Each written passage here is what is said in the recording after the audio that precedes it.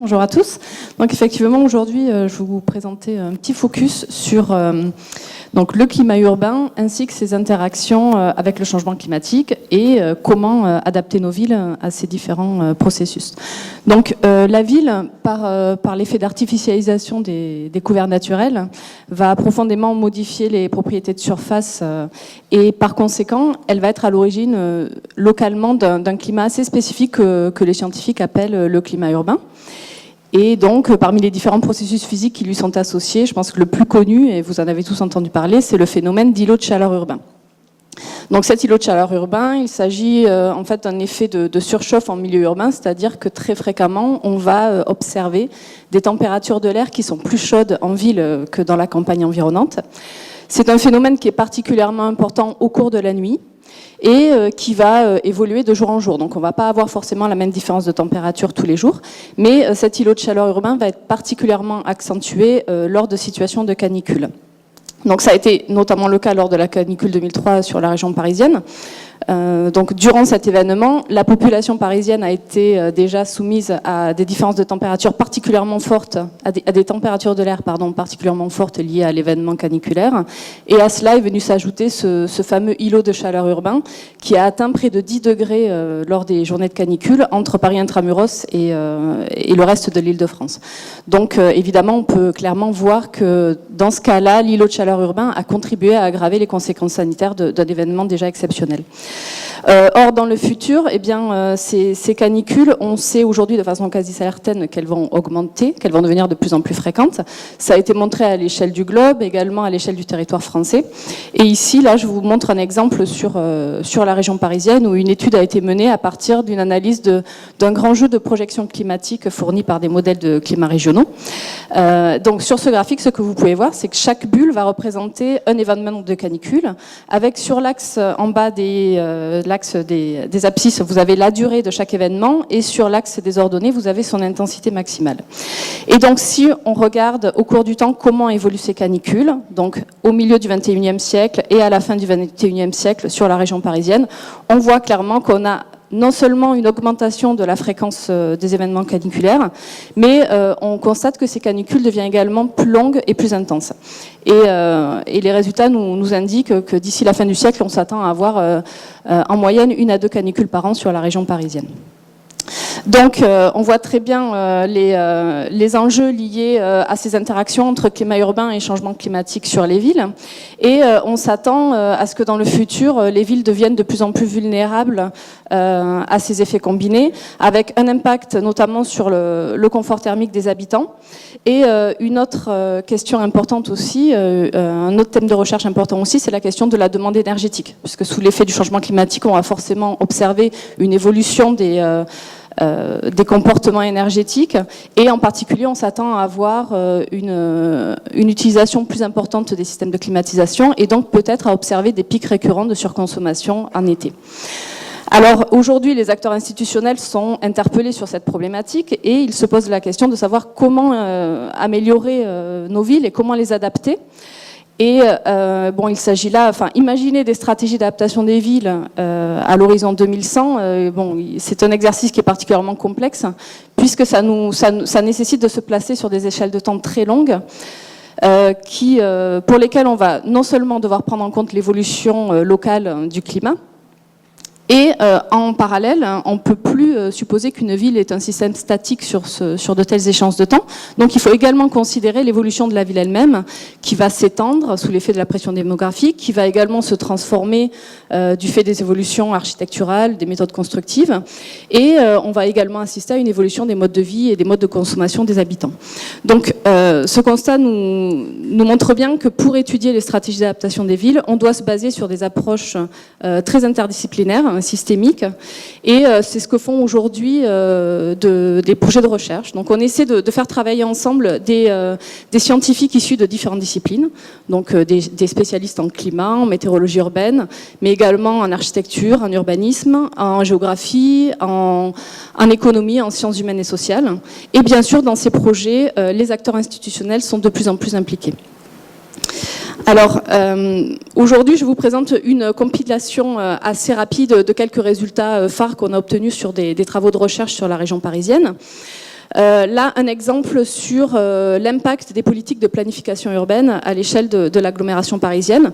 Donc, ce que vous pouvez voir ici, c'est la comparaison de 2 scénarios d'expansion de Paris et de sa région à l'horizon 2100. Donc en haut, une ville qu'on va appeler la ville étendue. En fait, il s'agit d'un scénario au fil de l'eau de Paris, donc une évolution sans contraintes spécifiques sur l'urbanisation. Et en bas, une ville qu'on appelle compacte, où on va imposer une densification de la ville existante et favoriser plutôt le logement collectif. Sur les cartes qui sont associées, vous pouvez voir que par la modélisation numérique, on a regardé quel pouvait être l'impact sur l'îlot de chaleur urbain lors d'événements de canicule. Et un résultat intéressant ici, c'est que finalement, on voit que la taille et la forme de la ville va avoir assez peu d'impact sur l'îlot de chaleur urbain associé. On voit qu'ici, l'intensité et la forme de l'îlot de chaleur urbain sont assez comparables dans les 2 cas. Par contre, un autre résultat intéressant, c'est que si on aborde le problème sous une perspective un petit peu différente, et si on tient compte de la façon dont la population va se répartir dans la ville, les impacts vont différer. Puisqu'effectivement, dans le cas d'une ville compacte, la population va se concentrer près de Paris intramuros et dans la petite couronne, et finalement va se concentrer dans les zones qui sont le plus vulnérables à l'îlot de chaleur urbain. Donc, dans ce cas-là, sur le graphique de droite, vous avez une comparaison des niveaux de stress entre une ville compacte et une ville étendue. Et cette figure traduit le fait que la ville compacte, la population dans le cas d'une ville compacte va être plus exposée à la chaleur que dans le cas d'une ville plus étendue. Alors, en termes de levier d'action pour s'adapter au changement climatique et pour atténuer l'effet d'îlot de chaleur urbain, bien sûr, on évoque très souvent l'usage de la végétation en milieu urbain, à la fois la préservation de la végétation existante et aussi la réintroduction de végétation en ville sous différentes formes, que ce soit au sol ou bien sur les enveloppes des bâtiments. Donc là encore, une étude a été menée sur la région parisienne où on a simulé différents scénarios de verdissement de la ville existante, à la fois avec des scénarios de verdissement au sol, avec des surfaces engazonnées et des arbres, ou également l'usage de toitures végétalisées. Alors l'analyse des différents scénarios nous indique quelques résultats intéressants. D'une part, c'est la végétation de pleine terre, donc la végétation au sol qui a le plus d'impact sur l'atténuation de l'îlot de chaleur urbain en ville. Donc on observe dans le cas de situations estivales un rafraîchissement pouvant aller jusqu'à 2 degrés. Et comme on peut s'y attendre de façon intuitive, plus on met de végétation, plus on rafraîchit.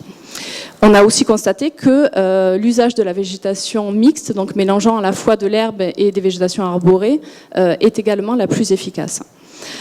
Alors par contre, ce que les simulations nous ont indiqué, et ce qui a été aussi confirmé par d'autres études sur d'autres villes dans le monde, c'est que les toitures végétalisées ont finalement assez peu d'effet sur la température de l'air dans la rue. On a vu peu d'effets de rafraîchissement. Par contre, elles ont un effet bénéfique en termes d'isolation du bâtiment et elles empêchent le réchauffement des toits structuraux. Donc finalement, cet effet-là permet d'avoir une réduction de la consommation d'énergie qui est tout à fait significative.